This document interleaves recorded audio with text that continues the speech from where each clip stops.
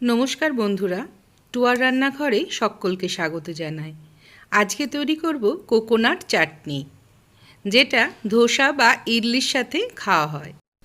খুব সহজেই যে কেউ এটা বাড়িতে বানিয়ে নিতে পারবে।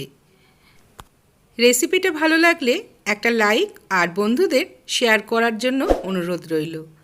আর আমার চ্যানেলটিকে সাবস্ক্রাইব করে রাখবেন আমার নতুন নতুন ভিডিও দেখার জন্য। একটা মিক্সিং জার নিয়ে নিয়েছি, তাতে 1 কাপ ফ্রেশ কোকোনাট দিয়ে দিলাম। দিয়ে দেব 2 টেবিল স্পুন মতন চীনা বাদাম, আর দিয়ে দেব 1 টেবিল স্পুন মতন তেঁতুল। ভালো করে বিচি ছাড়িয়ে পরিষ্কার করে তেঁতুলটা দিতে হবে। দিয়ে দেব 2টো কাঁচা লঙ্কা, হাফ চামচ গোটা জিরে, স্বাদ অনুযায়ী লবণ, আর দিয়ে দেবো সামান্য একটু জল। প্রথমেই বেশি জল দেওয়া যাবে না, অল্প জল দিয়ে এটা পেস্ট করে নেব। হাফ ইঞ্চি আদা টুকরো করে দিয়ে দিচ্ছি। একবার পেস্ট করে নেওয়ার পর যদি ভালো মতন পেস্ট না হয় তাহলে আরও একটু জল দিয়ে আর একবার ঘুরিয়ে নিতে হবে। একদম স্মুথ পেস্ট তৈরি করে নেব। তৈরি হয়ে গেছে। এবার একটা প্লেটে আমি ঢেলে নিচ্ছি।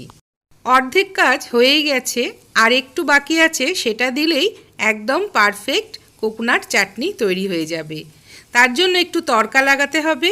দিয়ে দিলাম একটা ফ্রাই প্যানের মধ্যে 3 চামচ মতন সর্ষের তেল।